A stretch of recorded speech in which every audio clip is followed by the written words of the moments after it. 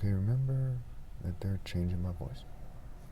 This video is about Ezekiel chapters 26 through 30, and I'm going to summarize them.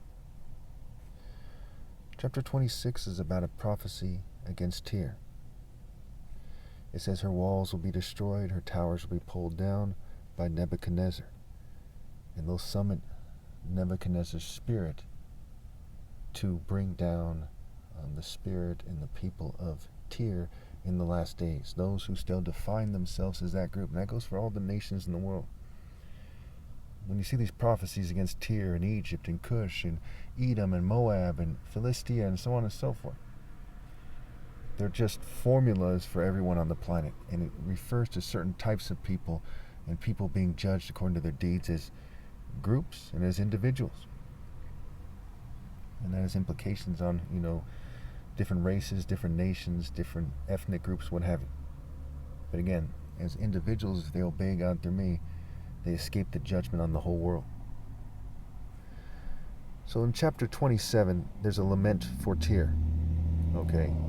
And the king of Tyre basically bragged that he's perfect in beauty and that, there's these veteran craftsmen of biblos that are associated with him. And that goes back to the biblos, where we get the word book, where we get the word Bible as well. Right? Biblos meaning book is where the word Bible is said to come from. And of course the Bible is Bibel, the lady of Biblos is called Balat, and so on and so forth. So it talks about how Greece and Meshech and Tubal traded people for their wares. And chapter 28 is about a prophecy against the king of Tyre. Okay, and it says his beauty is brought down, his splendor is brought down, he's cast out of, heaven into earth. He was once a guardian cherubim, and a lot of people connect this to Satan. And I made a video about this, and I did a pretty good job on it. It's in my Ezekiel chapter 28 video. So earlier I had skipped ahead to chapter 28 before I got very far, or I think I did that before I even started the Ezekiel series. Okay, so the king of Tyre and Tyre are going to be spiritually silenced. So chapter 29 is about judgment on Pharaoh. Pharaoh is referred to as a great monster in the streams. He thinks that, that he runs the world or runs Egypt instead of God, and there's this judgment coming for him. Okay. It's going to make Egypt a wasteland. It's going to be plundered by Nebuchadnezzar, so on and so forth. We see that as well in chapter 30, where it's a lament over Egypt. And they said there's going to be a day of clouds, a day of darkness, a day of the Lord, a day of ruining the world, a day of doom. And, again, Nebuchadnezzar is going to be summoned against Egypt, a sword against Egypt. The arms, the spiritual force of these pagans in Egypt is going to be destroyed by Nebuchadnezzar, who in turn is going to be destroyed. We see that in Jeremiah as well. It says, "Woe to you, destroying mountain. When you are done destroying, you shall be destroyed," in either Jeremiah or Isaiah. And keep in mind, there's betas who are slaves of the flesh, right? They're slaves to sin. When they see certain chapters, they interpret it the wrong way. Always look to Galatians 4.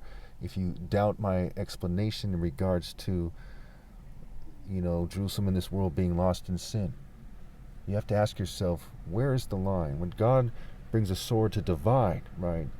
You see that in Hebrews, right? Hebrews 4:12 or so. It divides between joints and marrow, right? It divides the darkness from the light. And where is that division going to take place? In the spiritual realm. Where do people go when they're righteous? They leave this world, they go to the spiritual realm, and this physical planet is in darkness, and it's never going to be out of darkness. It was the nature of this planet.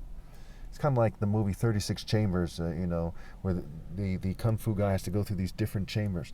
This planet is like a phase that you have to go through if you're righteous. And if you don't pass the test, you go to hell, and you're an everlasting sign to the righteous of why they were right, to choose God, to choose righteousness, and to not try to find their life like some craftsman who's afraid to put everything on the line for God.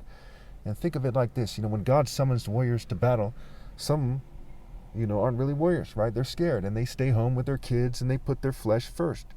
And so the Lord is a warrior. He has a warrior scale. He wants everyone to rally to me and be a man, to be a virtuous and righteous spiritual man of God, part of the army of Christ, not some kind of craftsman of biblos, a craftsman of the devil, a craftsman of mere shallow human words and paths and ways.